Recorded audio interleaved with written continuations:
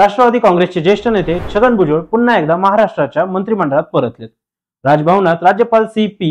राधाकृष्णन यांनी भुजबळ यांना मंत्रिपदाची शपथ दिली आहे। भुजबळ यांना मंत्रिपद दिल्यानंतर आता अजितदादांचं यामागे हिडन सिक्रेट असल्याची देखील चर्चा सुरू झाली। भुजबळांच्या मंत्रिमंडळातील वर्णीमागचं समीकरण आणि राजकारण नेमकं काय आहे हेच आपण व्हिडिओच्या माध्यमातून जाणून घेऊया। भुजबळांची ओळख म्हणजे मोठा ओबीसी चेहरा। भुजबळ हे नाशिक जिल्ह्यातील येवला येथील आमदार आहेत आणि त्यांना महाराष्ट्राचा एक मोठा ओबीसी चेहरा म्हणून देखील मानलं जाते।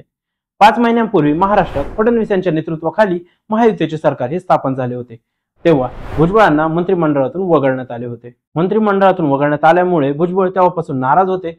भुजबळ राष्ट्रवादी सोडून दुसऱ्या पक्षातही जाणार अशी ही जोरदार चर्चा सुरू होती। एवढेच काय तर खुद्द भुजबळांनी जहां नहीं चाइना वहां नहीं रहना असे म्हणत पक्ष सोडण्याचे संकेतही दिले होते। फडणवीसांच्या पहिल्या मंत्रिमंडळात कोण कोण? देवेंद्र फडणवीस यांच्या नेतृत्वाखाली सरकार स्थापन झाले तेव्हा 33 कॅबिनेट आणि 6 राज्यमंत्र्यांनी शपथ घेतली होती।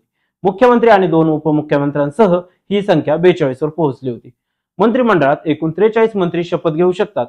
फडणवीस सरकारमध्ये भाजपचे 19 तर शिवसेनेचे 11 आणि राष्ट्रवादीच्या कोट्यातून 9 मंत्र्यांचा समावेश होता। अशा परिस्थितीमध्ये धनंजय मुंडे यांच्या राजीनाम्यामुळे राष्ट्रवादी काँग्रेसच्या कोट्यातील एक मंत्रिपद हे रिक्त झाले होते, जे आता भुजबळ यांच्या माध्यमातून भरले गेले आहे। भुजबळांचा राजकीय इतिहास। भुजबळ हे महाराष्ट्राच्या राजकारणात ओबीसी समाजाचा एक प्रमुख चेहरा मानले जातात। त्यांनी राज्याचे उपमुख्यमंत्री ते गृहमंत्री असे अनेक पदही भूषवलेत। ते शरद पवारांना सोडून अजित पवारांसोबत ठामपणे उभे आहेत। फडणवीस यांनी 2024 मध्ये केलेल्या मंत्रिमंडळ विस्तारात स्थान न मिळाल्याबद्दल त्यांनी जाहीरपणे नाराजी देखील व्यक्त केली होती। भुजबळ राष्ट्रवादी सोडून दुसऱ्या पक्षात जाणार अशी ही जोरदार चर्चा सुरू होती। एवढेच काय तर खुद्द भुजबळांनी जहां नहीं चाइना वहां नहीं रहना असे म्हणत पक्ष सोडण्याचे संकेतही दिले होते। मात्र आता 5 महिन्यांनंतर का होईना धनंजय मुंडे यांच्या राजीनाम्यानंतर भुजबळांची मंत्रिमंडळात ग्रँड कमबॅक झाली आहे।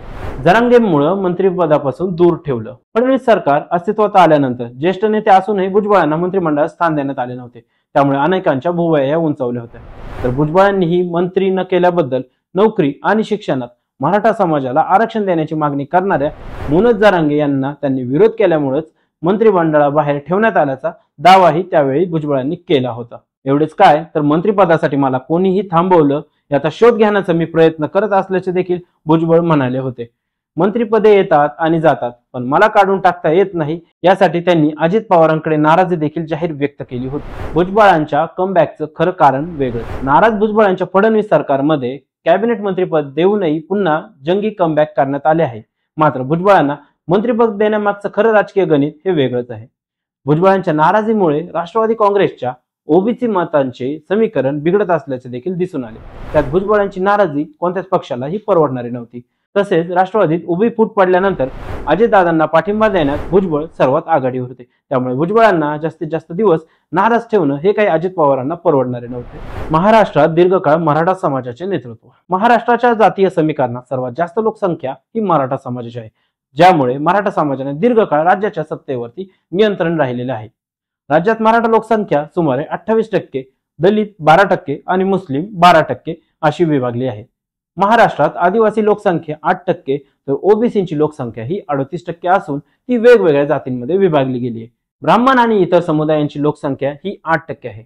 मुस्लिम ओबीसी जातीचाही ओबीसींमध्ये समावेश आहे। राज्याचं जातीय राजकारण कसं ते जाणून घेऊयात। ओबीसींमध्ये अनेक जाती आहेत, ज्यामध्ये तेली, माळी, लोहार, कुर्मी, धनगर, भटक्या, कुणबी आणि बंजारा अशा 356 जातींचा समावेश आहे। त्याचप्रमाणे दलित जाती महार आणि गैरमहार मध्ये विभागल्या आहेत।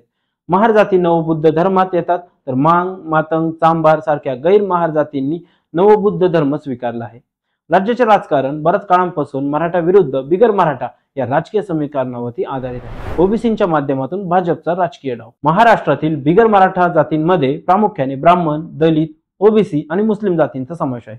ओबीसींच्या माध्यमातून भाजप महाराष्ट्रामध्ये आपली राजकीय मुळे रुजवण्याचा प्रयत्न करतात, परंतु अजित पवारही ओबीसी मतांवरती कोणताही धोका पत्करू इच्छित नाहीत।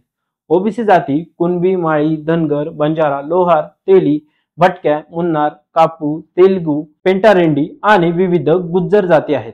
अशा प्रकारे ओबीसींमध्ये सुमारे 356 जाती आहेत। अजित पवार यांच्याकडे छगन भुजबळ आणि धनंजय मुंडे हे ओबीसींचे मोठे चेहरे आहेत। मात्र मुंडे यांना मंत्रिमंडळातून काढून टाकल्यानंतर अजित पवारांनी भुजबळांना मंत्रिमंडळात स्थान देऊन एक प्रकारे जातीचं राजकीय संतुलन राखण्याचा प्रयत्नच केल्याचे दिसून येत आहेत। या व्हिडिओबद्दल तुम्हाला काय वाटते, आपली प्रतिक्रिया आम्हाला कमेंटद्वारे नक्कीच कळवा। तसेच आमच्या YouTube चॅनलला सबस्क्राईब करायला विसरू नका। धन्यवाद। सोशल मीडियाच्या भाऊ गर्दीत विश्वासार्हतेने चकाकणारे नाव म्हणजे लेट्सअप मराठी। सगळ्यांना, सगळ्या नागरिकांना ती स्पीच, ती लेट्सअप वरील मुलाखती म्हणजे विचारांचा खजिना। त्यानंतरच्या निवडणुकीमध्ये मला सोडून गेले। बातम्या केवळ वस्तुस्थिती सांगणाऱ्या, न प्रोपगंडा, फक्त जनतेचा अजेंडा। क्योंकि आने वाला कल जाने वाला है, जाने वाला कल आने वाला है। राजकारण, मनोरंजन असो की क्रीडा क्षेत्र, महाराष्ट्राची स्पंदने संवेदनशीलतेने टिपणारे माध्यम म्हणजे लेट्सअप मराठी।